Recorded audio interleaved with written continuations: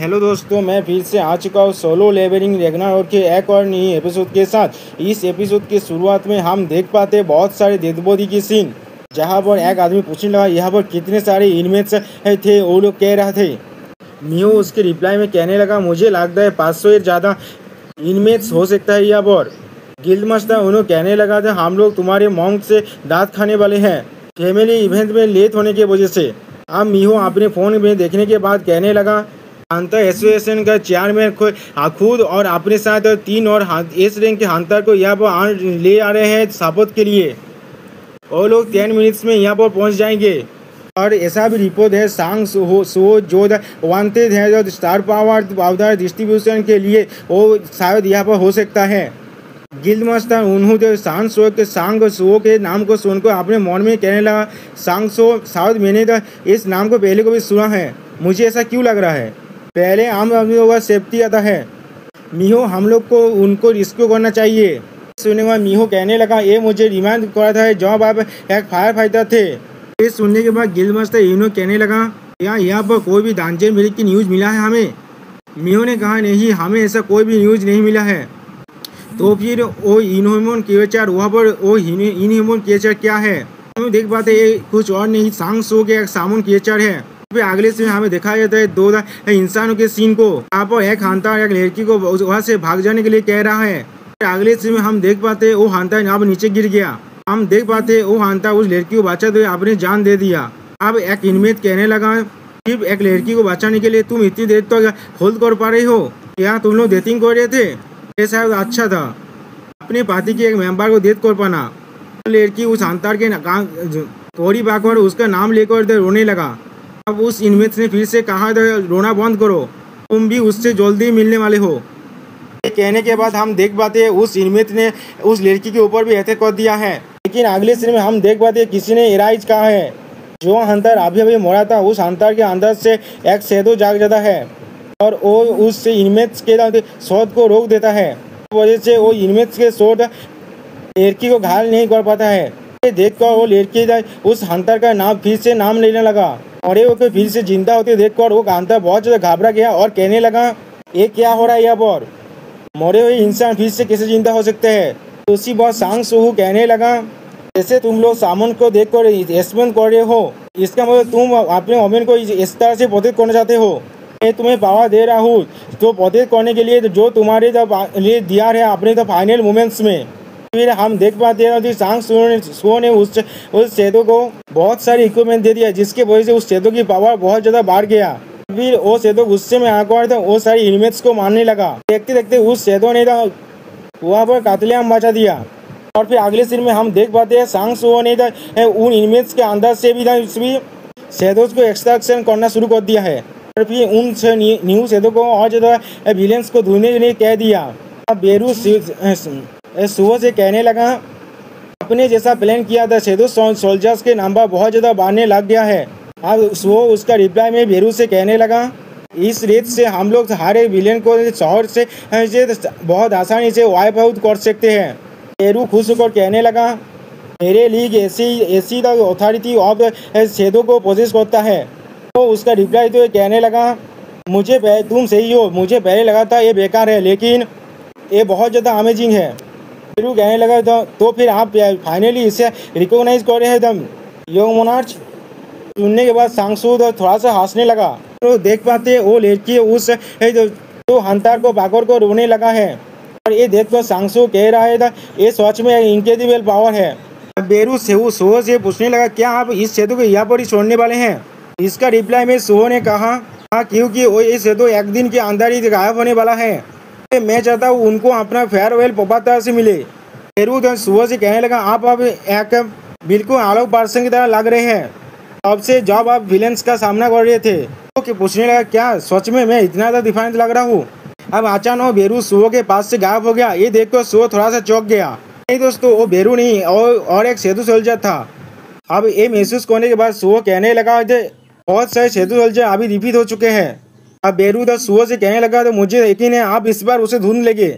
इस commerce game के विषय का रिंग लीडर को हमें दिखाया था एक विलेन इन सारी शैडो सोल्जर्स को मार रहा है। और एक दूसरा विलेन तो उससे पूछने लगा क्या है इस सारे ब्लैक मैजिक बिस्ट के साथ। मैंने पहले कभी भी इस तरह के मॉन्स्टर के बारे में नहीं सुना है। पहले वाले तो विलेन को आदेश देते हुए कहने लगा प्रॉब्लम सॉल्वर, जल्दी से इन सारे को मेरे लिए क्लियर कर दो। देख पाते उनके सामने 3 सेतु सोल्जर अभी भी खड़े हैं। अब वो विलेन उससे कहने लगा ऐसा कुछ भी नहीं होता, अगर हम लोग जल्दी से यहाँ से निकल जाते। अब इसके बारे में फास्ट करना बंद करो। परफॉर्मेंस को लेने के बाद मैं एक से ज़्यादा ताकतवर बन चुका हूँ। मैं इन डी और सी रैंक के मैजिक बीच से कभी भी नहीं हारूंगा। कि उसी पर कुछ देख कर वो विलेन बहुत ज़्यादा चौंक गया। हम देख पाते हैं अगले सीन में वो सारे सेतु सोल्जर अपना घुटने देख दिया है किसी के सामने। देख कर वो विलेन अपने मन में कहने लगा इन लोगों ने सडनली अपना नील को डाउन कर दिया है यहाँ पर। और फिर हम देख पाते हैं उनके पीछे से सुओ और बेरू आ रहा है। बेरू सुओ से कहने लगा यो मोनाच, ऐसा लग रहा है आपने जैकपॉट को हिट कर दिया है। सुनने के बाद विलेन का हृदय बहुत ज्यादा चौंक गया। अब सुओ कहने लगा क्या सच में? इसका मतलब वो बादशाह इनमेट्स का एस्केप इनमेट्स का हेड होगा अवांग दोंगसुक सीओ से कहने लगा सुओ से कहने लगा जैसे वेद का साहस भी कैसे हुआ मुझे डिसरेस्पेक्ट करने के लिए? तुम ही हो जो ये सारी चीज़ों को सामन किया है। तो उसके बातों को इग्नोर करके उससे पूछने लगा मेरे पास तुम्हारे लिए कुछ क्वेश्चन है। क्या तुम लोगों को इतारिम के एपोस्टल के बारे में कुछ पता है जैसे मिनसुक को पता था? दोंगसुक सीओ से कहने लगा पहले तुम थोड़ा सा रुक जाओ। तो तुम हमसे बात कर तो भी थोड़ा सा दूर रहो। अगर तुम इतारिम के एपोस्टल के बारे में बात कर रहे हो तो फिर मैं उन्हें अच्छी तरह से जानता हूँ। अगले से में हम देख पाते वो अपने पीछे के हंटर को सिग्नल देने लगा। अपने मन में कहने लगा अमन ताइब हंटरों का बॉडी बहुत ज़्यादा कमजोर होता है। जब उन्हें उनके सामने से अलग कर दिया जाता है वो लोग बहुत ज़्यादा कमजोर हो जाता है। वो लोग एक कल्ट के तरह नहीं है। दोंगसुक हंसकर कहने लगा। वो हम लोग देख पाते वो पीछे बोला था हमारे विलेन थे सुओ पर आक्रमण अटैक करने के लिए आगे बढ़ गया, लेकिन सुओ भी उसे पार कर आगे चलाया। उस विलेन को कुछ भी समझ नहीं आया यहाँ पर क्या हुआ। तो सुओ दोंगसुक से कहने लगा आप मुझे समझ में आया, तुम्हें इतारम के बारे में कुछ भी नहीं मालूम। तुमने स्टार फेमेंट को कैसे किस तरह से हासिल किया। सुओ अपने पावर को रिलीज करते गुस्से में कहने लगा तुमने किस लिए इस धरती पर अटैक किया है। सुओ के पावर को देखकर तो दोंगसुक अपने मन में कहने लगा ये बच्चे किसी भी ऑर्डिनरी सामना टाइप के हंटर नहीं है। अब दोंगसुक सुओ से कहने लगा अगर तुमने मुझ पर हाथ भी दिया डाला तो फिर मेरा छोटा भाई तुम्हें नहीं छोड़ेगा। लेकिन अगले सीन में हम देख पाते हैं सुओ ने अपने एक ही हाथ से दोंगसुक को मिट्टी में गाड़ने लगा। इसके वजह से दोंगसुक का वो कांधा पूछा से टूट भी गया और वहाँ से बिलात भी निकलने लग गया। सुओ उससे कहने लगा मैं इसका कोई परवाह नहीं करता, अगर तुम्हारे छोटे बादा एक एस रैंक है और यहाँ नहीं है, सिर्फ इतना बताओ जितना मैंने पूछा है। दोंगसुक दौड़ में तातराते हुए कहने लगा छोटे भाई ने मुझे ये सब दिया है और मुझे कुछ भी नहीं मालूम। मेरे पास कोई भी पार्टिकुलर रीजन नहीं था इस स्थिति पर अटैक करने का, सिर्फ उन गाइज को मेरे आदेश को ऑर्डर को फॉलो करते हुए देखने में मजा आ रहा था। तो वो गुस्से में उससे पूछने लगा सिर्फ इस वजह से उन सारे इंसानों को मार डाला। दोंगसुक घबरा को कहने लगा मैंने सिर्फ बाकी सारे इन्वेस्ट को कन्विंस किया था। प्रॉब्लम सॉल्वर तुम वो क्या कर रहे हो? देख पाते हैं वो विलेन वो पर पुतुल की तरह खड़े हुए हैं और अपने मन में कहने लगा वो बहुत ज़्यादा खतरनाक है, मुझे यहाँ से भाग जाना पड़ेगा या तो भी इसका मतलब अगर मुझे दोंगसुक को एवांतर भी करना पड़े। तो उसी पर हम लोग देख पाते किसी ने उसका माइंड पर कंट्रोल कर लिया है और कहने लगा ये बहुत ज़्यादा मुश्किल होने वाला है। उस पावर को महसूस करने के बाद वो विलेन जो पीछे मुड़ के देखने लगा और कहने लगा ये क्या है। फिर हमें दिखाया जाता है जो एपोस्टल के सीन को जो अपने मन में कह रहा है एस रैंकों के आने से पहले मैं सांग सुओ के स्किल को देखना चाहता था, इसीलिए अपने इनपांसेस के लिए फेथफुल रहो। और फिर उसने उस विलेन पर कंट्रोल कर लिया और हमें बताया था इस विलेन का नाम है कैंग ताइसेक। इसके वजह से कैंग की पावर बहुत ज़्यादा बढ़ जाता है। अगले सीन में उसने एक स्किल कैम्पलेस के इस्तेमाल करके सुओ पर अटैक कर दिया, लेकिन सुओ ने आसानी से उस स्किल को डॉज कर लिया। इसके वजह से दोंगसुक उस स्किल के इस्तेमाल से मारा गया। ये देखकर दोंगसुक कुछ कह भी नहीं पाया और वो विलेन वहाँ से गायब हो गया। अब बेरू सुओ से कहने लगा योंग मेनाच मैंने अभी इतारिम के एपोस्टल के पावर को फील किया है। इसके रिप्लाई में सुओ बेरू से कहने लगा चलो फिर से किसी का बॉडी को कंट्रोल कर रहा है जिसने स्टार पेमेंट्स को लिया है, लेकिन ये ठीक है इस बार क्योंकि मुझे तुम्हें कुछ कहना है इस बार। दोस्तों यहाँ पर इस वीडियो का दी एंड होता है। प्लीज़ सब्सक्राइब माय चैनल और like and share this video. Setu soldier खड़ा हुआ है और वो विलेन हंटर एमसी पर अटैक करने के लिए आगे बढ़ने लग गया। अगले सीन में हम देख पाते हैं उस विलेन ने इन 3 सेदुसज्जा को आसानी से मार डाला और एमसी के ऊपर भी बहुत सारे काट लगा दिया। इसे देखते हुए एमसी अपने मन में कहने लगा, उसके पास स्टील स्किल है एक एसासिन टाइप हंटर का। मेरे सेंसिंग स्किल की वजह से मैं उसका एकदम फुल स्टेप को थोड़ा सा ही सुन पा रहा हूँ, लेकिन मैं सिर्फ इसे डॉज कर सकता हूँ, काउंटर अटैक नहीं कर सकता। उसी वक्त हमें दिखाया था हंटर एसोसिएशन के टीम का सीन, जहाँ पर हंटर पार्क दोजिन अपने मन में सोचने लगा, अभी तो कैंग था इधर सीख के रैंक अपर ए रैंक है, टांग सुहो उसके जैसे एक ओपोनेंट को आसानी से हैंडल तो नहीं कर पा रहा है। उसी वक्त एमसी उससे बात करने लग गया, इतारिम का अपोस्तले तुम मुझे सुन रहे हो, सही कहा ना मैंने। ये सुनने के बाद हंटर पार्क दोजिन बहुत ज़्यादा चौंक गया। एमसी था उससे कहने लगा, अगर मुझे दोबारा मौका मिले तो भी मैं तुमसे बात करना चाहूँगा।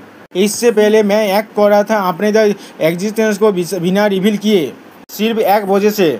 मैंने सोचा था अगर तुम्हें तो मेरे बारे में मालूम चल गया उसका रिस्क बहुत ज़्यादा गिरत होगा, लेकिन उसके बाद मैंने सोचना शुरू किया क्यों एक आउटर स्पेस का इन्वेडर खुद को बिना देखा कर स्टारडस्ट को इस्तेमाल कर रहा है इंसान को ब्रेन वॉश करने के लिए।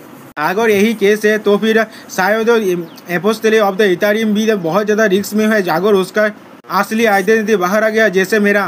लेकिन ली मिन सिंह के इंसिडेंट से बाद से तुमने खुद को दिखाना शुरू कर दिया। ऐसा एकजन जो खुद को हाइड कर देता था लेकिन धीरे धीरे शो से नीचे दिखाना शुरू करे। इसका मतलब तुम किसी चीज़ के लिए प्रिपेयर हो रहे हो। अब एमसी उससे गुस्से में पूछना, क्या तुम मेरे जैसे हो जैक बिंग जो गुरु कर सकता है। ये सुनने के बाद एपोस्टले कुछ भी नहीं कह पाता। अब एमसी अपनी शैडो पावर को इस्तेमाल करते हुए उससे कहने लगा, मैं अब अपना आइडेंटिटी को और हाइड नहीं करूँगा, इसलिए अब तुम्हें भी बाहर आ जाना चाहिए। उसके अगले सीन में हम लोग देख पाते हैं एमसी ने अपने शैडो पावर से हंटर कैंगताई के ऊपर अटैक कर दिया है। अब हंटर कैंगताई कुछ देखने के बाद बहुत ज़्यादा चौंक गया। हम लोग देख पाते हैं एमसी अगले बार हंटर कैंगताई के बहुत ज़्यादा करीब आ चुका है और अपने हाथ में एक शैडो स्पीयर लेके खड़ा है। और फिर हमें दिखाया था हंटर कैंगताई के बॉडी के अंदर बहुत सारे शैडो स्पीयर ढुक चुका है और एमसी बहुत ही कूल अंदाज में उसे पार कर निकल गया और हंटर कैंगताई को मारने की वजह से एमसी का एक लेवल अप भी हो गया। उसके बाद एमसी इथेरियम से कहने लगा था, आप फाइट करते हैं इथेरियम के एपोस्टले। अब हम देख पाते हैं एमसी के हंटर कैंगताई को मारने की वजह से हंटर पागदू जून एक आंखों से खून निकलने लग गया। तो ये देखने के बाद उसका गिल्ड मास्टर उससे पूछने लगा, हंटर पागदू जी तुम्हारे साथ क्या गलत है। उसका रिप्लाई में पागदू जी ने कहा, कुछ भी नहीं। और फिर वो अपने पावर को अपनी आंखों में रिलीज करते हुए सांग शो के नाम लेने लगा। और फिर हमें फिर से एमसी का सीन दिखाई दे जहाँ पर एमसी उन दोनों एकदम विलेन को शैडो सेल्चर में एवकेन करता है। और फिर एमसी उनसे कहने लगा, तुमने कहा था ना तुम लोग इस इंसिडेंट विषय का मास्टरमाइंड हो, क्या तुम्हें जो मालूम भी है तुम्हारी वजह से कितने सारे मानुष मारा गया है, इसीलिए तुम्हें अब सजा मिलेगा और आपसे तुम सभी तुम्हें मेरे साथ फाइट करना पड़ेगा। अब एमसी अपने शैडो क्रिएशन का स्किल को इस्तेमाल करके इन दोनों विलन के एक हथियार में परिणत करने लगा। फिर एमसी कुछ देख कर चौंकते हुए कहने लगा, ये क्या है। शैडो अपने आप एक आइटम में बदल रहा है। और फिर हम लोग देख पाते हैं एमसी के आगे एक शैडो आर्मर और एक शैडो रिंग आ चुका है। शैडो आर्मर को देखते हुए एमसी कहने लगा, ये रेयर ग्रेड का है। सिस्टम प्लान से हमें बताया था इस शैडो आर्मर का एक नेम भी है स्विंडियल्स आर्मर। और शैडो रिंग को देखते हुए एमसी कहने लगा, ये हीरो ग्रेड का है, ये पहली बार है जो ये अपीयर हुआ है। और सिस्टम प्लान से हमें पता चलता है इस रिंग का नाम है रिंग ऑफ मर्डर। और फिर अगले सीन में सिस्टम पैनल से हमें बताया जाता है एमसी आप हीरो ग्रेड के शैडो का क्रिएशन कर सकता है। सिस्टम एमसी को बताता है अगर एमसी इस आइटम के स्पेशल आइटम में बदलना चाहता है इसीलिए तो फिर उसे इस आइटम को एक नाम देना पड़ेगा। अब सिस्टम एमसी पूछते हैं, क्या तुम कोई नाम देना चाहते हो। ये देखने के बाद एमसी अपने मन में कहने लगा, क्या नेमिंग इट। हाँ सही कहा, द शैडो आइटम है एक कॉन्टेक्ट के साथ कॉन्टेक्ट स्किल के साथ इस तरह का एक इफेक्ट भी था। हाँ मुझे याद है। अब हमें दिखाई दे सिस्टम प्ले में एमसी का शैडो आइटम कॉन्टेक्ट लेवल 1 में ही है। फिर अगले दिन में एमसी इस रिंग को नाम देता है कीड़ा। दोस्तों मैं यहाँ पर डेथ नोट वाला कीड़ा का बात नहीं कर रहा हूँ। तो सिस्टम एमसी को बताता है shadow item naming manual has been created. नाम दिया हुआ शैडो आइटम एमसी के साथ ग्रो कर सकता है। इस तरह का आइटम फास्ट वायर के साथ बाउंड हो जाता है। नाम दिया शैडो आइटम लेवल्स को इंक्रीज कर सकता है और एक्सपीरियंस भी हासिल कर सकते हैं अपने विल्डर के पास से। और इसका लेवल बढ़ने के साथ साथ इस आइटम से अपना सोल्जर्स का स्टेट को शेयर कर सकता है अपने विल्डर के साथ। और फिर हमें दिखाई दे शैडो आइटम कीड़ा अभी सिर्फ लेवल 1 में है। ये देखने के बाद एमसी खुद से कहने लगा था इस वेपन को एक लेवल मिल चुका है, मैं इसके साथ स्टेट को शेयर कर सकता हूँ अपने साथ जो इसके पास एक सेतु सोल्जर के रूप में था। तो फिर अगर मुझे और भी ज़्यादा हीरो ग्रेड का आइटम और हायर आइटम्स मिला, इसका मतलब मैं और भी जल्दी स्ट्रॉन्ग बन सकता हूँ। इस एबिलिटी के साथ मैं अपने डेथ के पास जल्दी पहुँच सकता हूँ। अब अगले सीन में हमें दिखाई दे एक वेयरवुल्फ का हैंड को जो आसानी से सेतु सोल्जर्स को मार रहा है। बहुत ही आसानी से उसने एक साथ 4 सेतु सोल्जर को खत्म कर दिया। ये महसूस करके एमसी थोड़ा सा चौंक गया। इसी पर बेरू एमसी से पूछने लगा क्या गलत है लिटिल रॉड। अब एमसी बेरू से कहने लगा कुछ चीज हमारी तरफ आ रहा है, सारे सेतु सोल्जर को खत्म करते हुए वो आ गया। तो फिर अगले सीन में हम लोग देख पाते हैं एमसी के सामने का बिल्डिंग को तोड़ते हुए एक वेयरवुल्फ वहाँ पर आकर खड़ा हो गया। उसके हाथ में एक सेतु सोल्जर का सर है। अब वो वेयरवुल्फ एमसी से कहने लगा मैंने यहाँ पर ब्लैक पिलर को राइज करते हुए देखा और मैं इसीलिए मैंने जल्दबाजी में यहाँ पर आ गया। एक हंता तुम यहाँ पर क्या कर रहे हो। तो इसे देखने के बाद एमसी अपने मन में कहने लगा एक बीस्ट बात कर रहा है, इस तरह का बीस्ट यहाँ पर कैसे हो सकता है। अब बाइक गिल्ड का मास्टर एमसी से कहने लगा तुम मिस्टेकन कर रहे हो, मैं कोई बीस्ट नहीं हूँ, मैं हूँ बायो के हूँ guild master of the white tiger guild. अब ये सुनने के बाद एमसी अपने मन में कहने लगा तो ये व्हाइट टाइगर गिल्ड का गिल्ड मास्टर है। लोग कहते हैं एक इस रैंक का हंटर है जिसके पास रियल ट्रांसफॉर्मेशन एबिलिटी है। अब बायो को ऊन हो एमसी से कहने लगा तुम्हारे अंदर से बहुत ज़्यादा ब्लड का गंध आ रहा है, तुम क्या हो। अब एमसी बायो को ऊन से कहने लगा तो मैं एक हंटर हूँ जो यहाँ पर इंसानों को बचाने के लिए आया है। बायो को ऊन जो एमसी से पूछने लगा तुम्हारा नाम क्या है। एमसी उसका रिप्लाई दो कहने लगा मेरा नाम है सांग सू हो, मुझे मालूम है मैं अभी हंटर एसोसिएशन के द्वारा वांटेड हूँ लेकिन मैं तो इनोसेंट हूँ। अब बायो को ऊन हो बहुत ज्यादा हंसते हुए एमसी कहने लगा तो भी तुम ही वो गाय हो, तुम बहुत ज्यादा बोल दो ओपनली एडमिट करने के लिए तुम एक वांटेड हो। स्टारडस्ट को एस्टिबल करने के लिए ये नहीं है, या तो भी व्हाइट टाइगर गिल्ड के भी कुछ मेंबर्स इस स्टारडस्ट के वजह से सफर किया है। उससे बायो को ऊन हो एमसी से पूछने लगा अगर तुम सच में इनोसेंट हो तो भी तुम ये किस तरह से प्रूव करोगे। एमसी बिना दौड़े उसका अंगुली को पकड़ते हुए कहने लगा क्या तुम ये बात के लिए बचा सकते हो, अभी हम लोगों के पास लोग कम है इसीलिए तो एक एस रैंक अंदर आया है, इसलिए मैं तुम्हें अप्रिशिएट करता हूँ। चलो इंसान को बचत है तो अब बात यून से चोरते हुए एमसी से पूछने लगा क्या तुम्हें मालूम भी है तुम अभी किस सिचुएशन में हो। इसका रिप्लाई में एमसी उससे कहने लगा हंटर के हिस्से में हमें पहले इंसानों को बचाना चाहिए। ये सुनने के बाद बायो के ऊन होकर कुछ याद है उसका एक पास का मेमोरी जहाँ पर उसका टीम लीडर उससे कह रहा है अगर हम लोग एक सेकंड के लिए भी हेजिटेट करेंगे ऐसा इंसान जिसे बचाया जा सकता था वो अपना जिंदगी खो देगा। इसीलिए कौन सा चॉइस करना है ये सोचकर वक्त बर्बाद ना करके हम लोग को नेसेसरी चॉइस को पहले लेना पड़ता है, उसके बाद हम लोग राइट वन के बारे में सोच सकते हैं। यहाँ यही काम रेस्क्यू टीम को नहीं करना चाहिए। इस बात को याद करने के बाद बायो को उन्होंने एमसी से कहने लगा एक सेकंड के लिए रुक जाओ, मैंने तुम्हारे नाम को पहले कोई बार सुना है। एमसी को पाको तो बायो को उन्होंने कहने लगा तुम हमारे कैप्टन का ग्रैंडसन हो, उसका नाम भी सांग सुहो था। और भी हंता बायो को उन्होंने एमसी से कहने लगा तो तुम हमारे कैप्टन सांग यील हुआन्स का ग्रैंडसन हो। तो दोस्तों यहाँ पर देख पाते हैं एक बीच का सीन जहाँ पर 2 सोल्जर खड़े हुए हैं, उनमें से एक सोल्जर कहने लगा स्कॉट क्या है हमारे लिए संभव भी है सारी तो यही कोनास को टेक केयर करना दे जो लोग अभी तो रेम्पेजिंग कर रहा है, मैंने सुना है उनके खिलाफ तो बुलेट्स भी काम नहीं करते हैं। उसके रिप्लाई में उसका स्कॉट लीडर कहने लगा हम लोग और क्या ही कर सकते हैं, हम लोग को अपने उदास को फॉलो करना पड़ता है। अब वो सोल्जर फिर से कहने लगा लेकिन आपको नहीं लगता वहाँ का एटमोसफियर बहुत ज़्यादा तेज हो चुका है कुछ देर से। इसके रिप्लाई में उसका स्कॉट लीडर ने कहा तुमने सच कहा, ऐसा लग रहा है वो बहुत ज़्यादा कैओस मचा हुआ है। और फिर हमें दिखाई देते व्हाइट टाइगर गिल्ड के गिल्ड लीडर को जिसने आसानी से बहुत सारे क्रिमिनल को अपनी एक ही पांच से मार डाला, और दूसरी तरफ सांग सो जिसने भी आसानी से बहुत सारे क्रिमिनल को मारने लगा। और दोस्तों सच में यहाँ पर सांग सो कुछ ज़्यादा वैसे कूल लग रहा है। और फिर वो दोनों अपने पावर को रिलीज करते हुए एक दूसरे को एक पोज देने लगा। अब बायो को उन्होंने एमसी से पूछने लगा एक सामोन टाइप स्किल होने के बाद भी तुम्हारे पास इतनी ज्यादा पावर है जैसा एक्सपेक्टेड था कैप्टन सांग यील हुआन्स प्राइज से।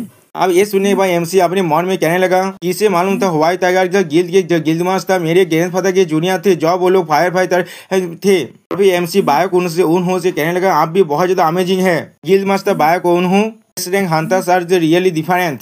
ये सुनने के बाद बाय खुनू कहने लगा तो मुझे सिर्फ अपने अंकल को हो। और फिर एमसी तो उससे पूछने लगा अभी के लिए मैं चारों तरफ तो नॉइजली रेंसेकिंग कर रहा हूँ जैसा आपने मुझे कहा था, लेकिन इसके वजह से सारे विलेन अभी छुप नहीं जाएगा। ये सुनने के बाद बायो को उन्होंने हंसते हुए एमसी से कहने लगा ऐसा लग रहा है तुम रेस्क्यू स्क्वाड के एक न्यूबी हो। ये सुनने के बाद एमसी अपने मन में कहने लगा लेकिन मैं रेस्क्यू स्क्वाड का मेंबर नहीं हूँ। फिर बायो को उन्होंने अपने पावर को रिलीज करते हुए एमसी से कहने लगा हमारा असली काम विलेन्स को मारना नहीं है, यहाँ पर सही कहा ना मैंने, वो है सारे इंसानों को बचाना। फिर अगले सीन में बायो को उन्होंने अपने पावर को पूरी तरह से रिलीज कर दिया जिसके वजह से एमसी भी बहुत ज्यादा पीछे घिसट गया। फिर बायो को उन्होंने फिर से एमसी से कहने लगा इतना आता यहाँ पर हम लोग हमारे पेजेंट्स को दिखाएंगे, उतना ज्यादा हार्ड हो जाएगा विलेंस के लिए एक्ट करना, ये बहुत ज्यादा अच्छा है अगर हम लोग इंसानों की सेफ्टी को कंसिडर करे। सुनने के बाद एमसी अपने मन में कहने लगा सच में एक सर्टेन पॉइंट से मैं सिर्फ विलेंस को खत्म करने के बारे में सोच रहा था। फिर एमसी गिल्डमास्टर बायो कुन्हो को देखते हुए अपने मन में कहने लगा तो फिर ऐसा होता है एक गिल्डमास्टर जिसका काम है पूरे गिल्ड के ऊपर ओवरसी करना। और फिर बायो कुन्हो एमसी से कहने लगा तो फिर हम लोग अपने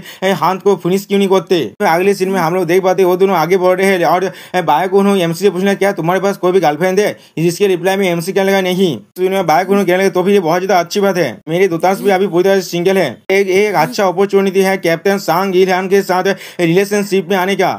सुनने के बाद एमसी चौंकते हुए कहने लगा क्या।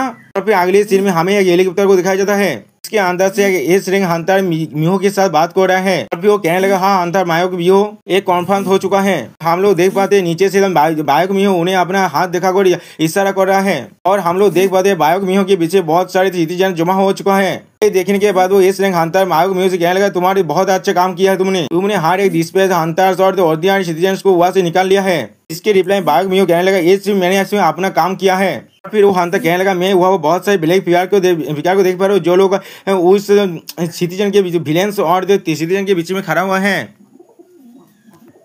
क्या वो लोग कोई मैजिक बीस्ट है। सुनने के बाद बाघ मियो कहने लगा मैं अभी के लिए थोड़ा सा भी श्योर नहीं हूँ उनके बारे में, मेरे लिए बहुत ज्यादा हाथ है उनके बारे में पता लगाना अभी के लिए। और एक एस रिंग हंटर कहने लगा तो फिर मैं उन्हें अगर एलिमिनेट कर दूं तो भी किसी को कोई प्रॉब्लम तो नहीं होगा। सुनने के बाद वो एस रिंग हंटर थोड़ा सा चौंक गया। फिर वो एस रिंग हंटर उस हेलीकॉप्टर गेट को खुलते हुए कहने लगा मैं इन सभी को एलिमिनेट कर दूंगा विलेंस के साथ। दोस्तों मुझे अभी इसका नाम थोड़ा सा भी याद नहीं आ रहा है। वो और एक हंटर उसे रोकने के लिए कहने लगा लेकिन उस हंटर लिम्ब ने वहां से जाम को दिया है। देखने के बाद वो हंटर कहने लगा ये क्या हो रहा है। फिर अगले सीन में हम लोग देख पाते हैं हंटर लिम्ब डायोग को नीचे गिरते हुए फिर वो अपना एक विशाल स्किल की मदद से उन सभी शैडो सोल्जर्स के ऊपर निशानी लगाने लगा। तो दोस्तों आप लोग भी देख सकते हैं उसका रेंज कितना ज्यादा है, एक से बहुत सारे निशाने को लगा सकता है। फिर अगले सीन में हम लोग देख पाते वो अपने बो के अंदर से बहुत सारे एरो को छोड़ने लगा और वो सारे एरो जाकर सारे शैडो सोल्जर को लगने लग गया। इसके वजह से हम लोग देख पाते हैं बहुत सारे शैडो सोल्जर वहाँ पर खत्म हो जाता है। ये देखने के बाद एमसी थोड़ा सा घबरा हुआ कहने लगा ये क्या हो रहा है। इसके रिप्लाई में बायो को उन्होंने कहने लगा तुम्हें घबराने की जरूरत नहीं है, वो हमारे साइड में ही है। हंटर एसोसिएशन से तरफ से सारे एस रेक हंटर यहाँ पर इन्फोर्समेंट की तरह से आया है। ये सुनने के बाद एमसी थोड़ा सा खुश हो कहने लगा ये तो बहुत अच्छी बात है, अब विलेंस के बाद ज्यादा फ्रीडम नहीं होगा इस सिटी के अंदर एक्ट करने का। हम लोग देख और उसी वक्त हम लोग देख पाते हैं हंटर लिम ने सांग शो को देख लिया है। इसके वजह से वो बहुत ज्यादा गुस्सा हो गया है। फिर अपनी पावर को रिलीज करते कहने लगा मैंने तुम्हें ढूंढ लिया सांग शो। फिर वो अपने भाई गिल्ड मास्टर के फ्यूनरल को याद करते हुए कहने लगा अगर तुमने स्टार पाउडर को डिस्ट्रीब्यूट नहीं किया होता तो फिर वो जिंदा होता। फिर वो अपने पूरे पावर के साथ हंटर सांगो शो पर अटैक करने लग गया। फिर अगले सीन में हम लोग देख पाते हैं ताकतवर एरो हंटर सांगसो की तरफ आगे बढ़ने लग गया। देखने के बाद एमसी थोड़ा सा चौंक गया, लेकिन बाघों को उन्होंने आसानी से उस एरो को अपने एक हाथ से रोक दिया। ये देखने के बाद हंटर लिम बहुत ही स्पीड से उनके करीब आने लगा और फिर हंटर बायो कुन्हो से कहने लगा तुम एक वांटेड क्रिमिनल के साथ क्या कर रहे हो। इस सुने हुए हंटर बायो कुन्हो उसे समझाते हुए कहने लगा यह बस शायद कोई मिसअंडरस्टैंडिंग हो रहा है, पहले हम लोग को बात करना चाहिए। इसके रिप्लाई में हंटर लिम कहने लगा यही वो है जिसने अपने बात करने के चांस को रिफ्यूज कर दिया था, एसोसिएशन के साबुन को डिक्लाइन किया था और वहां से भाग गया था। वो एक विलेन है। सुनने पर घबरा को बायो कुन्हो कहने लगा उसे एक विलेन कहना वो भी किसी भी बयान के बिना ही।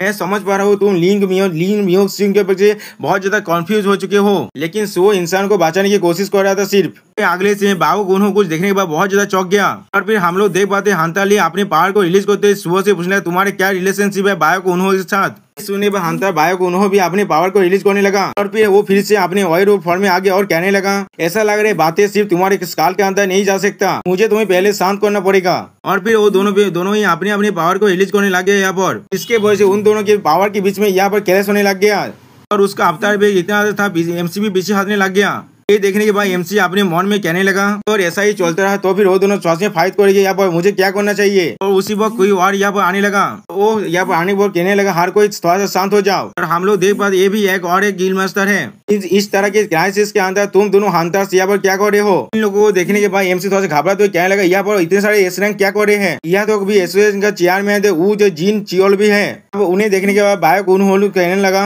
अब ऐसा लग रहा है मैं किसी से थोड़ा सा बात कर सकता हूँ। तुम लोग देख सकते हो सुओ द गैंगस्टार है मेरे कैप्टन का जिनका मेरे ऊपर बहुत सारे एहसान है, इसलिए मैं उसके लिए भावुक कर सकता हूँ। सुनने के बाद हम लोग देख पाते वो लोग कुछ भी नहीं समझ पाते और उन पर गुस्सा करने लगा। और ये सुनने के बाद बायक मीहो बायक उन्होंने से कहने लगा सिर्फ क्योंकि वो एक रिलेटेड है किसी ऐसे बांधे से जिसे आप लोग जानते थे जो आप द रेस्क्यू स्क्वाड में थे। आपको अच्छी तरह मालूम है ये थोड़ा सा भी कन्विक्शन नहीं है। मैंने सही कहा ना। ये सुनने के बाद बायक उन्होंने कहने लगा मीहो और उसी बहुत और एक अंदर कहने लगा मैं लीम तायुक के साथ पूरी तरह से एग्री करता हूँ। यहाँ पर कोई भी ऐसा रीजन नहीं है हमारी वजह उस पॉजिटिव को गिरफ्तार ना करने का जिसने हमें वितरित किया है हमारे स्टाफ को। यहाँ तो भी हंता जो चोई जो जिंग जोंग हिन तुम भी।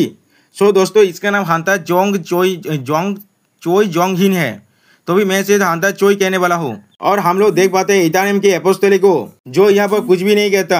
सुनने पर हंता लिम तांगो कहने लगा ऐसा लग रहा है सारे हंता मेरे से सेम ओपिनियन रखता है। तुम क्रिमिनल को डिफेंस करने वाले सिर्फ अपने पर्सनल फीलिंग्स के वजह से। और फिर हंता लिम तांगो बहुत ज्यादा गुस्सा करके कहने लगा पीछे हाथ जा बागो न जब तो तुम पीछे हाथ सकते हो अगर तुम पीछे नहीं हाथोगे तो फिर मुझे पहले तुम्हें क्रैश करना पड़ेगा। सुनने के बाद हंता बायक उन्होंने दोबारा से घबरा कर उनसे कहने लगा लेकिन फिर भी मैं यही कहूंगा यहाँ पर जाते पहले बात करना चाहिए हमें। और एक हंता कहने लगा मुझे भी ऐसा ही लगता है हमें यह बात कर लेना चाहिए। इस सुनने के बाद हंता बायक उन्होंने और एमसी बहुत ज्यादा चौंक जाता है। बाकी से हंता भी थोड़ा सा चौंक गया। या तो लिम ताइग्यो भी कुछ भी समझ नहीं पाता। फिर हमें बताया ये हंता कोई और नहीं चेयरमैन और जिन चूल है। अब चेयरमैन वो एमसी से पूछने लगा क्या तुम अपनी इनोसेंस को प्रूव कर सकते हो। हंता सांग सुहो। और दोस्तों यहाँ पर एमसी हार एस रैंक के हंता से कहने लगा तो फिर मैं क्यों ना हर किसी के पिछले जो दुनिया का जो मेमोरीज को चेक करता हूँ। इसको सुनने के बाद इटानियम के एपोस थोड़ा सा दौड़ने लगा। और फिर अगले सीन में एमसी सेतोकी को बाहर निकलते हुए कहने लगा यहाँ पर मौजूद हर एक इंसान का भी। ये सुनने के बाद बायक उन्होंने कहने लगा क्या मेरे पिछले जिंदगी का मेमोरीज। जो सुनने के बाद बायक मियो उन दोनों को रोकते हुए कहने लगा या तो भी आगोर थे कैटाक्लिज्म के बाद ये वर्ल्ड बहुत ज्यादा स्टेज बन चुका है तो अब भी इस तरह का कोई भी मैजिकल थिंग सेंस नहीं बनाता। फादर आपको इतना तक खतरनाक चीज नहीं करना चाहिए। लेकिन अगली बॉल बायक उन्होंने उसके बात को इग्नोर करते हुए आगे बढ़ने लगा जिसे देखने के बाद बायक मीहो बहुत ज्यादा घबराने लगा। फिर बायक उन्होंने एमसी के हाथ को पकड़ते हुए कहने लगा मैं सुबह यकीन करता हूँ। और फिर अगली बॉल हम लोग देख पाते उस की के मदद से बायक उन्होंने के चारों तरफ शैडो पावर निकलने लगा। ये चीज को देखने के बाद बायक मीहो घबराते हुए कहने लगा मैंने भी आपको पहले ही कहा था कुछ करने से पहले थोड़ा सा सोच लीजिए। फिर अगली बॉल में हम लोग देख पाते हैं बायक उन्होंने थोड़ा सा कांपने लगा और फिर रोते हुए कहने लगा कितना स्ट्रेंज है मैंने कभी नहीं सोचा था जिस मेमोरी को मैं इतने सालों से भूल चुका हूँ वो इतना तो वार्म निकलेगा। ये सुनने के बाद हंता लिम और हंता चोई कुछ भी नहीं कह पाता। अगली बार इटानियम के एपोस्टल भी इस चीज को देखने लगा और बायक भी अभी भी घबरा रहा था। और इन लोगों को देखते हुए एमसी अपने मन में कहने लगे बहुत ज्यादा ताबलसाम है। और वो इटानियम अपने मन में कहने लगा तो फिर ये वार पहले ही एक बार रिसर्च में जा चुका है वो कि मेरे साथ रिएक्ट नहीं करने वाला है क्योंकि मैं इस वर्ल्ड में नया हूँ। अगर ऐसा हुआ तो भी हर कोई मुझ पर सस्पेंस कर सकता है। और भी बायक मियो एमसी से कहने लगा मेरे साथ भी यही करो। चीज को देखने के बाद इटानियम के एपोस बहुत घबरा को अपने मन में कहने लगा मुझे क्या करना चाहिए अब या मेरे पास जितने भी बिलीवर्स है उनके साथ ही मुझे इस एक वार को स्टार्ट कर देना चाहिए नहीं या तो भी आगे मेरे पास हजारों बिलीवर्स हुआ मेरे करेंट पावर के साथ वो थोड़ा सा भी ज्यादा इम्पैक्ट नहीं कर पाएगा इस पिजन एक्सचेंज से ज्यादा। अभी मुझे जो डिसीजन करना पड़ेगा वो है उसी पर उसके सोच को काटते हुए बायक मियो कहने लगा मेरे साथ कुछ भी नहीं हुआ। तो सुनने पर वेबस कुछ भी नहीं समझ पाता। ये चीज को सुनने पर एमसी घबराते हुए कहने लगा ऐसा लग रहा है ये बहुत ज्यादा गलत हो रहा है तुम्हें अपनी पिछली दुनिया का मेमोरीज को याद रहना चाहिए था थोड़ी देर के लिए रुक जाओ। और फिर बेरू बाहर निकल कहने लगा ऐसा हो सकता है शायद इस ओमेन के जितने और भी बहुत सारे लोग हो सकते हैं जो अपनी पिछली जिंदगी के मेमोरीज को रिकवर नहीं कर सकता। एमसी घबराते क्या बेरू। फिर अगली बार बेरू को देखने के बाद बायक मियो कहने लगा इस कमजोर देखने वाले इंसेक्ट के साथ क्या प्रॉब्लम है। इसके रिप्लाई में बेरू गुस्से में चिल्लाते उससे कहने लगा तुम किसे कमजोर कह रहे हो मैं तुम्हें फाड़ डालूंगा। ये सुनने के बाद एमसी बेरू से कहने लगा तुम अपने एक्सप्लेन को कंटिन्यू करो। और फिर बेरू एक्सप्लेन करते हुए कहने लगा पिछला दुनिया 20 सालों पहले जो सारे इवेंट हुआ था उससे बना था या तो भी इस कारण टाइमलाइन भी जो माना अब एग्जिस्ट करता है। अगर तुम इस फैक्ट को कंसीडर करोगे इस पीस के वजह से 20 साल पहले यहाँ पर कोई भी माना नहीं था। ये थोड़ा सा भी चेंज नहीं होगा यहाँ पर कुछ चीजों का बदल जाना। अगर मैं दूसरी बातों से कहूँ तो फिर ये औरत पिछली दुनिया में जन्मा ही नहीं था। जो सुनने के बाद बाद में घबरा तो कहने लगा क्या मैं। ये चीज को सुनने भाई एमसी भी बहुत ज्यादा शौक हो गया और फिर अगले ही बॉल एमसी इथेरियम की एपोस्टोलिक और भी उस शैडो को इस्तेमाल करने लगा। इसे देखने के बाद वो इथेरियम के एपोस्टोलिक कहने लगा मुझे भी लग रहा है मुझे भी कुछ भी याद नहीं आया है। जो सुनने के बाद वेरू भी कुछ नहीं कह पाता और फिर एमसी अपने मन में कहने लगा या तो अभी हांता पार्क दोजो में पिछले वर्ल्ड में एग्जिस्ट नहीं करता था। और फिर अगली बॉल वो इथेरियम पीछे होते हुए कहने लगा तो फिर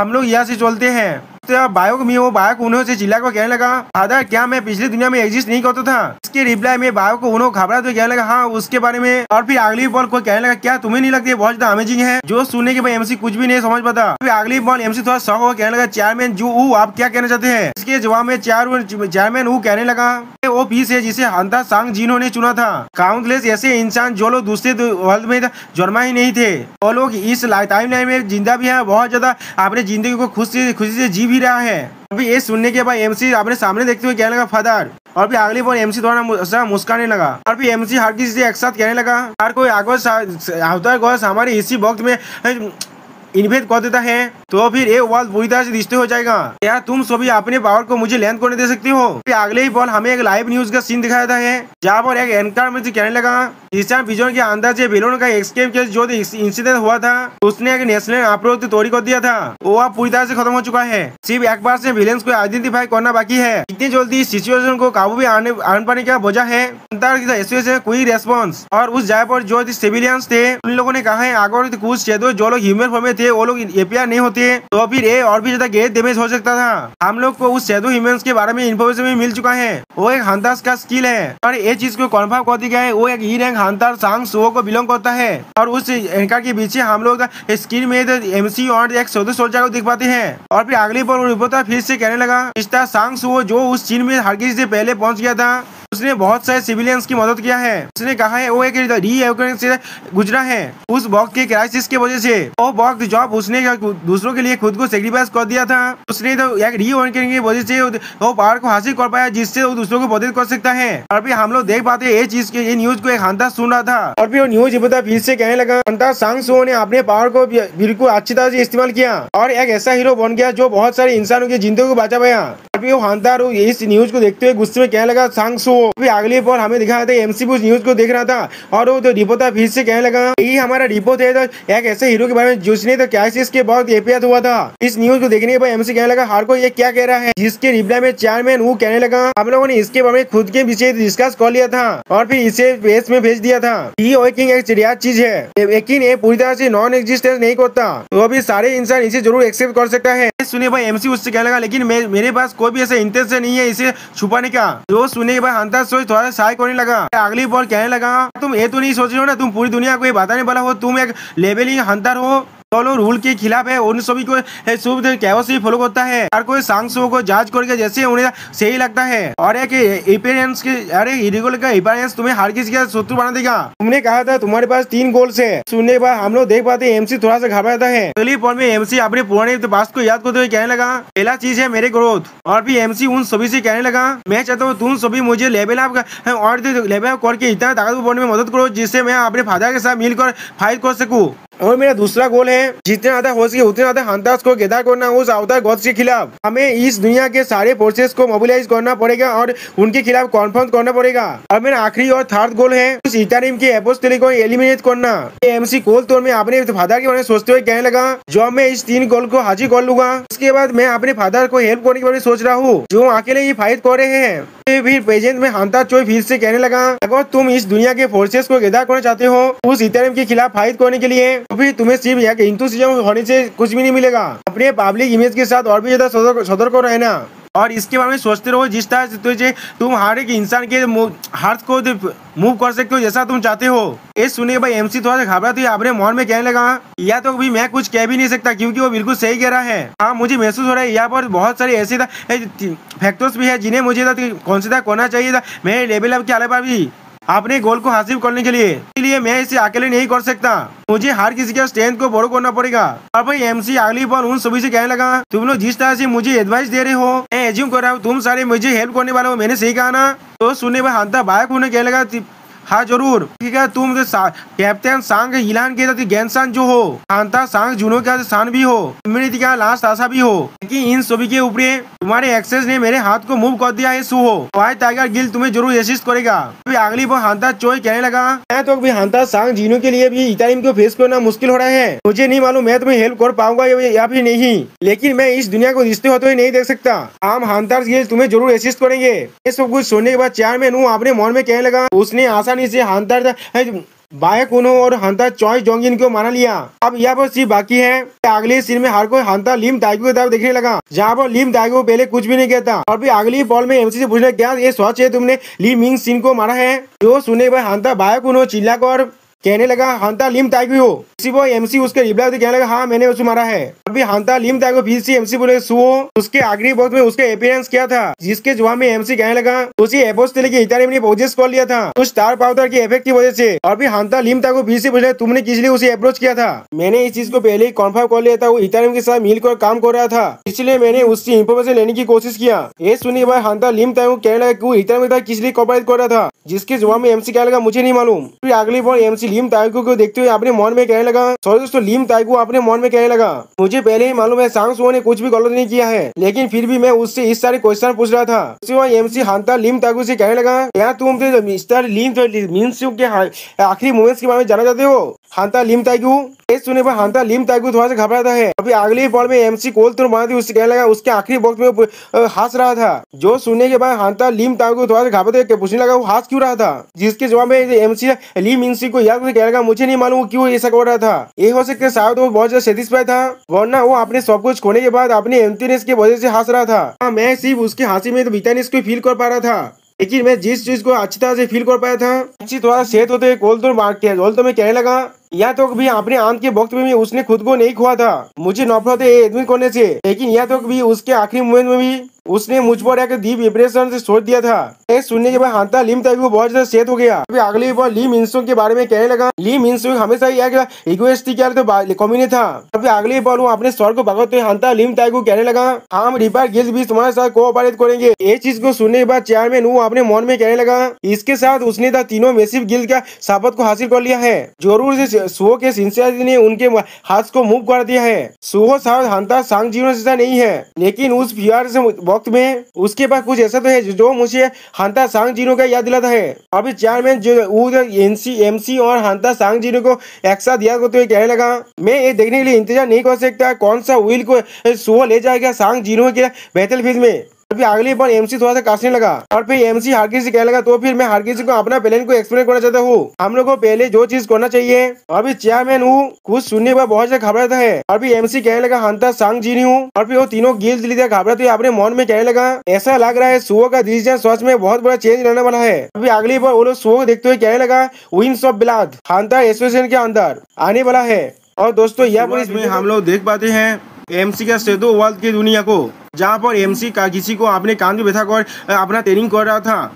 और फिर अगली बार एमसी का ट्रेनिंग पूरी तरह से कंप्लीट हो जाता है, जिसके वजह से सिस्टम प्लान से कहा था एमसी का डेली क्वेस्ट भी कंप्लीट हो चुका है। और फिर इसे कंप्लीट करने की वजह से एमसी को एक रिवार्ड भी मिल चुका है। क्या एमसी इसे एक्सेप्ट करना चाहता है या फिर डिक्लाइन करना चाहता है? अभी अगली बार एम्पायर क्रोकोडाइल कहने लगा तुम पहले इतना स्ट्रगल कर रहे थे और अब तुम मुझे आसानी से कैरी कर सकते हो ट्रेनिंग करने के वक्त में। हम लोग देख पाते एमसी ट्रेनिंग करने के वजह से नीचे गिर चुका है। आप अगली बार एमसी उठने के बाद सिस्टम प्लान को देखते हुए कहने लगा इस पॉइंट पर आगे मैंने उसको कुछ नहीं किया तो भी मेरा बॉडी बहुत ज्यादा हेवी और अनकंफर्टेबल फील होता है। आमूद तुमने एक अच्छा काम किया। दोस्तों उस क्रोकोडाइल जैसा दिखने वाला था प्राणी के नाम ही आमूद है। तो सिल्विन अपने मन में कहने लगा यह मनास पहले से बहुत ज्यादा चेंज हो चुका है। जब मैंने उन्हें आखिरी बार देखा था सिर्फ उनके शरीर और माना ही चेंज नहीं हुआ है, वो जिस तरह से खुद को कैरी करता है वो भी पूरी तरह से चेंज हो चुका है। फिर अगली बार एमसी वहां जाते हुए कहने लगा बाहर की तरफ मेरे पास बहुत सारे काम है जिसे मुझे करना होगा, इसलिए मैं यहाँ से जा रहा हूँ। जो सुनने के बाद सिल्वी थोड़े घबराते हुए कहने लगा युवा मनास आपका आप इतनी जल्दी यहाँ से जा रहे हैं, जिसके जवाब में एमसी सिल्वी से कहने लगा हाँ मुझे लगता है मैं कुछ दिनों के लिए बहुत ज्यादा बिजी होने वाला हूँ क्योंकि मैं फील्ड टाइप डंजन्स को आप पूरी तरह से खत्म करने वाला हूँ। ये सुनने के बाद सिल्वी घबराते हुए कहने लगा क्या फील्ड टाइम डंजन? अगले बात हम लोग कुछ वक्त के पहले की सीन को देख पाते हैं जहाँ पर एमसी उन सभी हायर अप से कहने लगा मैंने कल के हंटर एसोसिएशन सारे हायर अप से साथ बात कर लिया है इसके बारे में। स्टार पाउडर एक्टर्स को पूरी तरह से डिस्ट्रॉय करने के लिए हम लोग कोरिया के अंदर से बाकी सारे फील्ड टाइप रेंजर्स को रिमूव करने के लिए कहा है। अगली बार एमसी सिल्वी को एक्सप्लेन करते हुए कहने लगा, पहले वो लोग इसमें एग्री नहीं हो रहे थे, लेकिन बाद में क्योंकि उनका गिल्ड ये सब कुछ नहीं चाहता था, लेकिन बाद में मैंने उन सभी के साथ एक कंडीशन को बना लिया और मैंने उन सभी ने मुझसे प्रॉमिस किया वो लोग मेरे साथ कोऑपरेशन करेंगे। अभी अगली बॉल एमसी सेतु पताल से बाहर निकलते हुए कहने लगा, इसीलिए मुझे अपना बेच देना पड़ेगा उस कंडीशन को फुलफिल करने के लिए।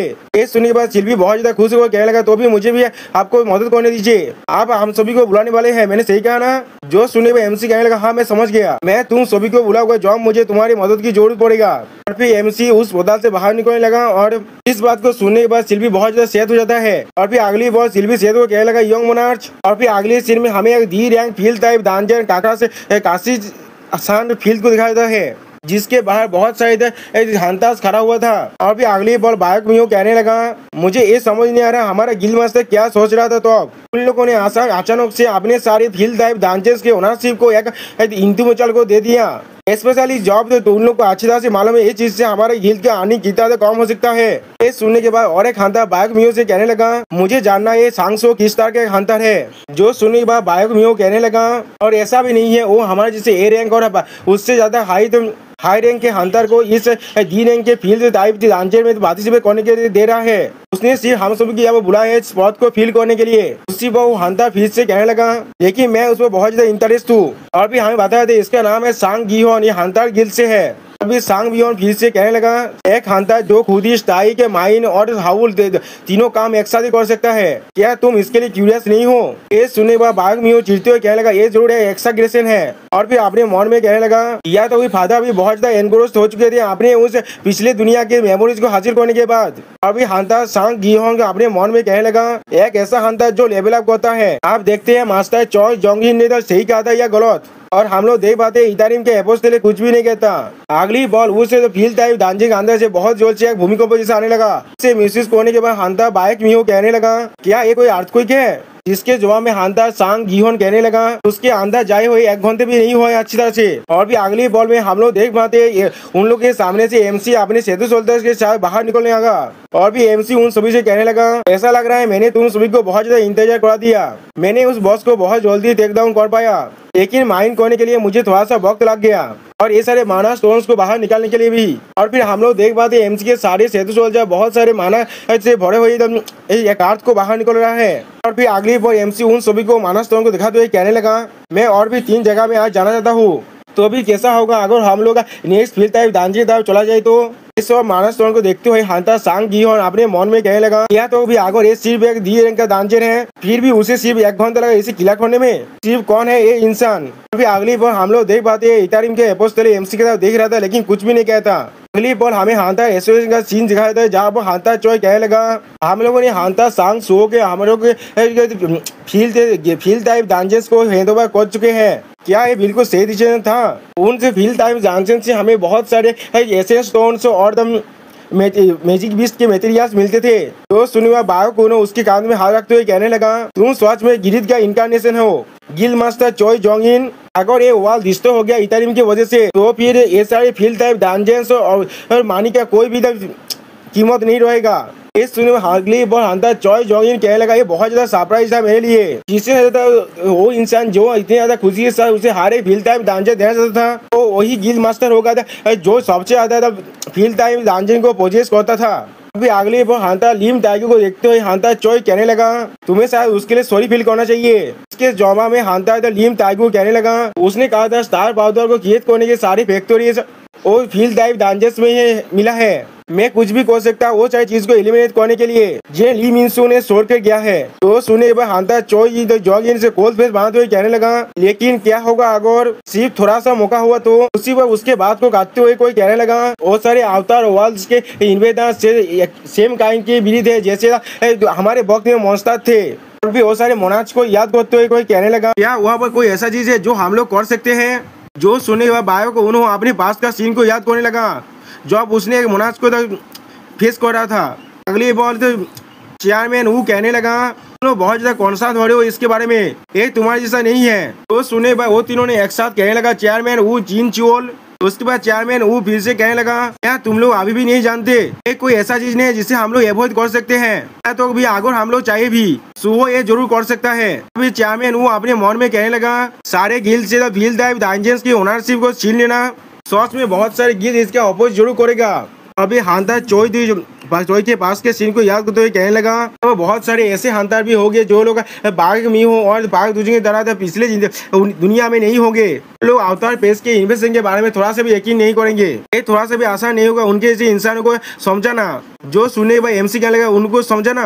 और फिर अगली बार चेयर में वो कहने लगा, मेरे पास उन लोगों को समझाने के रास्ता जरूर है। मेरे दिमाग में सिर्फ एक ही चीजें आ रहा है, नेशनल लेवल्स, यूएसए के थॉमस आंद्रे, चाइना के लिू जिंगयांग, इंडिया के सिद्धार्थ बंचन। वो लोग एक ऐसे हंटर है जो लोग अकेले ही एक पूरे नेशन को राइवल कर सकते हैं और उनके पावर के साथ बहुत सारे हंटर्स को अपनी तरफ बुलाया जा सकता है। अगर सुबह एक नेशनल लेवल हंटर बन गया और या फिर उनसे भी ज्यादा ताकतवर बन गया तो फिर मुझे यकीन है उसका पावर हर किसी को जरूर समझा सकता है। फिर अगली बॉल एमसी थोड़ा सा घबरा कहने लगा, क्या नेशनल लेवल? और फिर एमसी थोड़ा सीरियस कहने लगा, अगर ऐसा ही है तो फिर 1 महीने के अंदर ही फिर हर कोई एमसी साहब देखने लगा, मैं इतना ताकतवर बन जाऊंगा तो मैं हर एक हंटर को समझा पाऊँ। फिर अगली बार चेयरमैन वो उन सभी को एक रूम की दरवाजे को दिखाते हुए कहने लगा, तो फिर अभी सिर्फ हम लोग हमारे बेतल की तरफ फोकस करते हैं। अगली बार वो सारे उस रूम के दरवाजे को खुलते हुए अंदर जाने लगा। यहाँ पर हम लोग देख पाते हैं योंग सियो रीजन के आजुरे क्लाउड गिल्ड, ओंगदोंग कांति के हवाम गिल्ड, होसे रीजन के दाइसोंग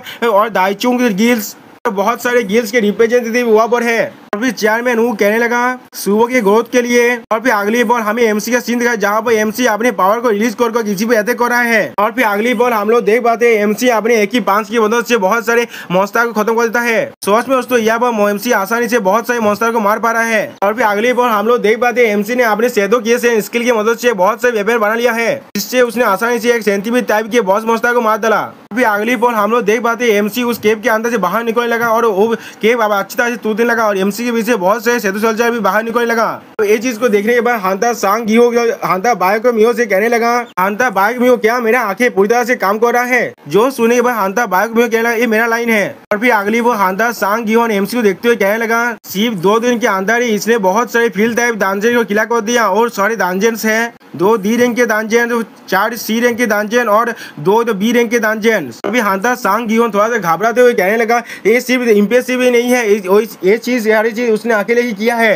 अभी एमसी को एक मायना सा बात करते हुए देखते हुए हंटर सांग गियोन कहने लगा, उसके माना को महसूस कह सकता है वो हर एक दांजे के साथ बहुत ज्यादा ताकतवर हो रहा है। तो फिर यहाँ पर सच में एक ऐसे हंटर है जो लेवल अप कर सकता है। अगली बार एमसी कुछ चीज को देखने के बाद थोड़ा सा शॉक हो गया और फिर एमसी अपने हाथ में अपने सौदे पावर को अनलिश करते हुए अपने मन में कहने लगा, माना को मेजर करने का जो मेट्रिक है उसे एमपी कहा जाता है। अब मैं फील कर सकता हूँ मेरे शैडो अथॉरिटी को इस्तेमाल करना बहुत ज्यादा आसान हो चुका है, जो मेरे माना डेक बहुत ज्यादा बढ़ चुका है।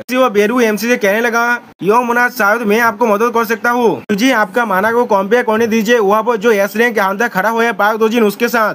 तो सुने भाई एमसी पहले कुछ भी नहीं समझ पाता। अभी अगली बॉल एमसी बेरू से कहने लगा, ठीक है तुम कर सकते हो। जो सुनने के बाद बेरू एमसी और तो पाक दोजिन का माना फॉलो को तो कंपेयर करने लगा। तो चीज को फील करने भाई एमसी कहने लगा, मुझे लगता है मैं पहले से ही जानता हूँ ये चीज को इटानियम के एपोस्टिल भी महसूस कर पाता है। फिर अगली बॉल वो थोड़ा सा गुस्से में एमसी को देखने लगा। और फिर अगली बॉल हमें एक घर का सीन दिखाता है जहाँ पर एमसी अंदर आने लगा। वहाँ पर किसी के सूज को देखने के बाद एमसी थोड़ा सा शॉक हो जाता है। फिर अगली बॉल एमसी अंदर की तरफ आने लगा। वो आने के बाद एमसी किसी को देख पाता है तो एमसी के फैमिली फोटो को पकड़ कर कहने लगा, ये बहुत ज्यादा सेम है, अगर तुम्हारी फैमिली यहाँ पहले आ जाते हैं तो फिर मैं उनके साथ वही करने वाला था जो तुमने मेरे गिल के साथ किया है। दोस्तों ये शैडो मोनाज को मारना चाहता है, इससे ज्यादा हंसी की बात और क्या हो सकता है। अभी अगली बॉल वो हंटर अपने पावर को अभी रिलीज करते कहने लगा, तुम आखिरकार यहाँ पर आई गए सांग सुहो। और फिर हम लोग देख पाते हैं हायांग दोंगसू है एक एस रैंक का विलेन। अगली बार उसने एमसी का फैमिली फोटो को नीचे फेंक दिया। फिर दोस्तों यहाँ पर विलेन हायांग दोंगसू कहने लगा, ये कितना ज्यादा सेम है, अगर तुम्हारा फैमिली पहले यहाँ पर आ जाता मैं प्लान कर रहा था उन्हें वही चीज से गुजरने के लिए जिसे मैं गुजर चुका हूँ, तुम यहाँ पर आखिरकार आई गए सांग सुहो। और फिर वो एमसी की फैमिली फोटो पर अपने पा मारने लगा, जिसे देखने के बाद एमसी बहुत ज्यादा गुस्सा हो जाता है। और फिर अगली बॉल एमसी हांग सुहो को देखते हुए मोह में कहने लगा, इसका साहस भी कैसे हुआ, ये एस रंग का एक हावांग दोंगसू है। उसी बार हावांग दोंगसू उठकर एमसी तरह आगे बढ़ने लगा। उसी बीच एमसी चेयरमैन हु के बात को याद करने लगा। यहाँ पर तो चेयरमैन हु हावांग दोंगसू की छवि को दिखाते हुए कहने लगा, जीसान पिजन इंसिडेंट का रिंग लीडर हावांग दोंगसू का बायोलॉजिकल बादर है। यहाँ पर ऐसा भी रूमर है यही वो इंसान है जो इसको कुछ किया है अपने बादर को फ्री करने के लिए। अगर ऐसा ही है तो फिर जब इस इंसिडेंट ने तुम्हें एक हीरो बना दिया है वो शायद तुम्हारे पीछे आ सकता है। हावांग दोंगसू कोरिया के अंदर जितने भी एस रैंक हंटर है उनमें से एक ताकतवर हंटर है। जैसा तुम्हारी इच्छा है इसलिए मैंने तुम्हें किसी भी तरह के गाछ को ऐसा ही नहीं किया है, लेकिन अगर तुम इससे मिलते हो तो भी तुम्हें वहां से भागना पड़ेगा। अब फिर हमें पेजेंट के सीन दिखा दे जहाँ वो हावांग दोंगसू हंसने लगा और फिर एमसी द गोल्ड तौर में हावांग दोंगसू से पूछने लगा, हावांग दोंगसू क्या तुम अपने बादर को रिवेंज करने के लिए अब आए हो? लेकिन आप क्या? मैं वो नहीं हूँ जिसने तुम्हारे भाई को मारा है, तुम्हारे भाई को कैंग ताइसिक ने मारा था। ये सुनने के बाद हावांग दोंगसू अपने मन में सोचने लगा इस बच्चे के साथ क्या प्रॉब्लम है, इसे याद हो भी कैंग तो ताइसिक के बारे में मालूम है, सिर्फ मेरे बारे में नहीं। और फिर हावांग दोंगसू हंसते हुए कहने लगा मैं उसके बारे क्या नहीं करता, मैं अपने भाई के एवेंज करने के लिए तुम्हें ढूंढने के लिए नहीं आया हूँ। मैं तो बहुत ज्यादा गुस्सा हो कि हुई तुम्हारी से किसी का साहस भी किसी हुआ मेरे प्लान को डिस्टर्ब करने का। जो सुनने के बाद एमसी अब कोल तौर में कहने लगा तुम्हें अब सेव नहीं किया जा सकता, तो फिर किसी और जगह चलते हैं हावांग दोंगसू। जो सुनने पर हावांग दोंगसू अपने पावर को रिलीज करते हुए कहने लगा किस लिए मैं तुम्हारी बात को सुनूंगा। उसी वक्त एमसी अपने हाथ को दीवार पर मारता है और जिसके वजह से वो दीवार पूरी तरह से टूटने लगा। अगली बोल हमें उस घर के बाहर का सीन दिखाई देता है जहाँ पर से हम लोग देख पाते हैं उस घर से आकर के अंदर से बहुत ज्यादा रेत लाइट निकलने लगा और फिर एमसी उस घर से निकलते हुए हावांग दोंगसू से कहने लगा मेरे अंकल मेरे लिए बहुत ज्यादा परेशान होते हैं, तो भी आप 5 मिनट भी नहीं लगेगा इधर कंपनी इसके साथ सिक्योरिटी और हंटर्स को यहाँ पर आने के लिए, क्या तुम अभी भी यहाँ से नहीं चलने वाले हो? जो सुनने पर हावांग दोंगसू बहुत ज्यादा गुस्सा होता है लेकिन कुछ भी नहीं कह पाता और फिर कहने लगा कमीने बच्चे।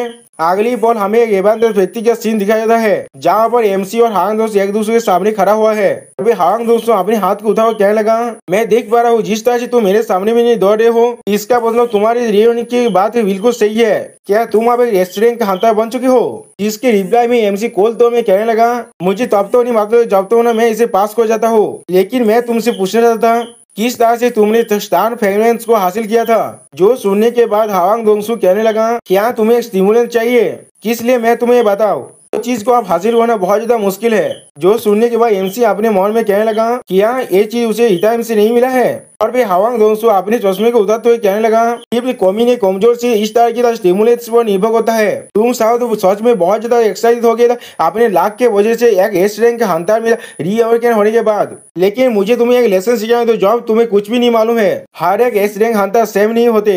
और फिर हावांग दोंगसू अपने पूरे पावर को रिलीज करने लगा और फिर एमसी ये देखने के बाद अपने मन में कहने लगा ये ली मिनसू के ज्यादा ताकतवर दिख रहा है, अगर मैं दूसरी तरह से कहूँ तो भी ये मेरा पहला फाइट होने वाला है एक एस रैंक हंटर के खिलाफ। अगली बॉल एमसी थोड़ा सा हंसकर अपने मन में कहने लगा मैं अब ये देखना चाहता हूँ। अगली बॉल एमसी बहुत ज्यादा स्पीड से हावांग दोंगसू को अटैक करने के लिए आगे बढ़ गया।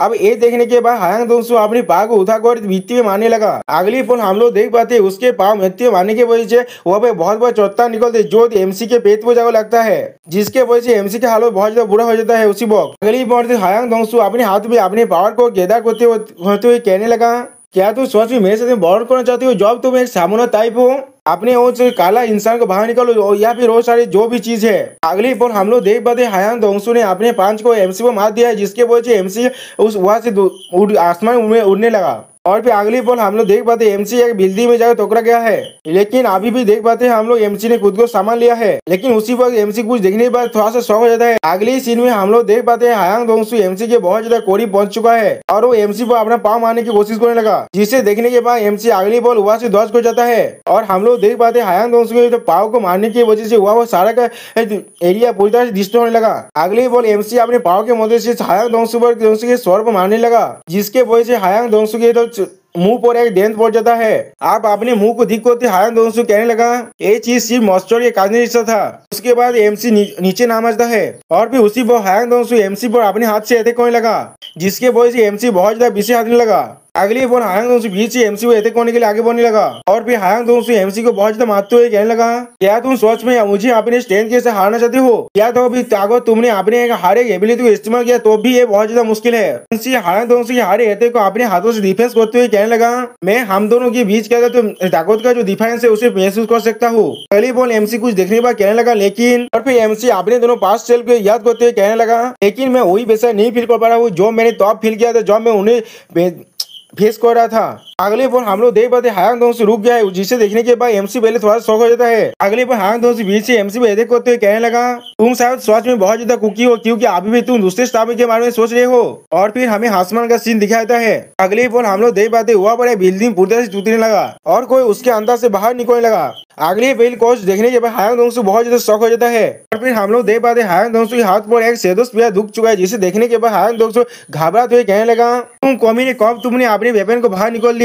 दूसरी तरफ हम लोग देख पाते रुकते हुए फैंस को, जहाँ पर एमसी गिरा होता, जिसे देखने के बाद वेरू पूछने लगा, यो मोनाज क्या आप ठीक है। इसके रिप्लाई में एमसी कहने लगा, ऐसा लग रहा है enhancement type S rank Hunter के साथ मेरे एबिलिटी के बिना फाइट करना बहुत ज्यादा मुश्किल है। अगली बॉल एमसी खड़ा होते हुए कहने लगा, वो सोच क्यों ना जो मैं अपने हारे बचाए हुए पॉइंट्स को अपने स्टेज में इन्वेस्ट करना चाहता था, लेकिन जब मुझे उन सारी चीज को दूसरी जगह पर इस्तेमाल करना पड़ेगा तो फिर आप सच में सीरियस होते हैं। अगली बॉल हम लोग देख पाते एमसी चाहते अब शैडो पावर निकलने लगा और फिर एमसी हायांग दोंगसू की तरफ अब आगे बढ़ने लगा। और फिर उसी वक्त हम लोग देख पाते एमसी अब हायांग दोंगसू से कोई बात चुका है और फिर एमसी हायांग दोंगसू से कोल तोड़ में क्या लगा, हायांग दोंगसू क्या हमें अपना सेकंड राउंड शुरू करना चाहिए। फिर हम लोग देख पाते एमसी अपने शैडो आर्मर माइनो तो हेल्म को पहन लिया है और दूसरी तरफ अपने रिंग कीड़ा को भी पहन लिया है और भी कुछ शैडो आइटम को अपने शरीर में भी पहन लिया है। सच में दोस्तों यहाँ पर एमसी को बहुत ज्यादा डेंजरस दिख रहा है, बिल्कुल अपने फादर की तरह ही। अगली पर हम लोग से देख पाते एमसी के हर एक स्ट्रेंथ बहुत ज्यादा बढ़ चुका है और फिर एमसी कोल तोड़ में हायांग दोंगसू से कहने लगा, अब मैं तुम्हारे साथ अपने पूरे पावर के साथ फाइट करने वाला हूँ।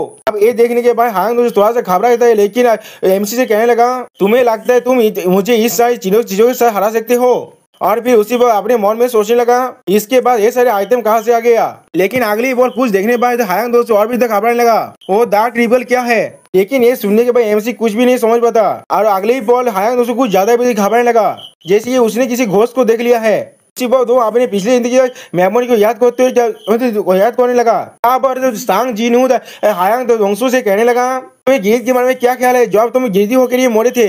अगली बॉल सांग जीनू कोल तुम्हें क्या लगा, क्या तुम्हें पसंद आया, क्या तुम्हें अच्छा लगता है।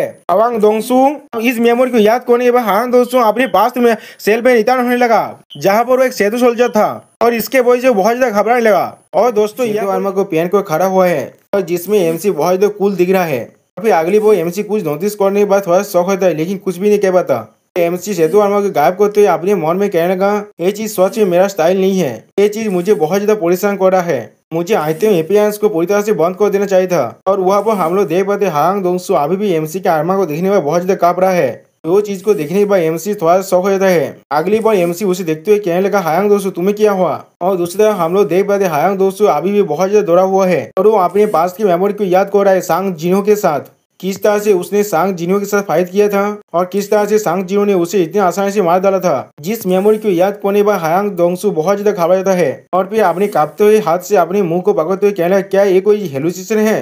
अभी अगली वो खुद के मन में कहने लगा, जब मैंने उस बेले के जो उसके बॉडी को चारों तरफ से घिरा हुआ था उसे देखा तो उसे मेरे माइंड में किसी और का मेमोरी आ रहा है। और फिर अगली वो उस मेमोरी को मैं सोचते हुए कहना, नहीं नहीं वो किसी और का नहीं, वो मेरा ही मेमोरीज है। और फिर सांग जिनो के आंखों को याद करते कहने लगा, उन आंखों को मुझे याद है उस इंसान का नाम जो मुझे उस आंखों के साथ इस तरह से देखता था।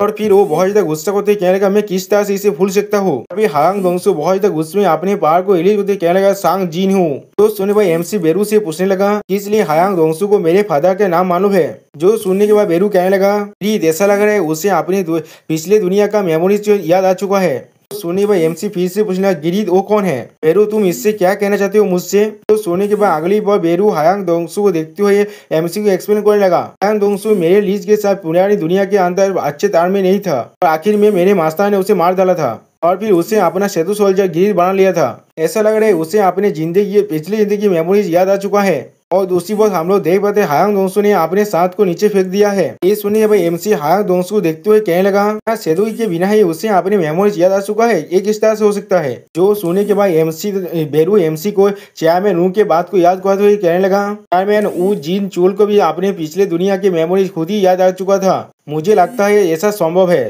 तो हायांग दोंगसू गुस्से में कहने लगा, सांग जीन हूँ, सांग सू हो। और फिर एमसी के फैमिली फोटो को याद करते हुए अपने माइंड में कहने लगा, अगर मैं अच्छी तरह से सोचूं तो फिर मैंने इस बच्चे के घर में मैंने उसकी फैमिली फोटो को देखा था। सांग सू जरूर सांग जीनू का लड़का है। और फिर सांग जीनू के बारे में याद करते हुए अपने मन में कहने लगा, इसलिए सांग जीनू इस दुनिया के अंदर हंता की तरफ काम नहीं कर रहा है। क्या ऐसा हो सकता है किसी वजह की वजह से सांग जीनू यहाँ पर एक्ट नहीं कर पा रहा है।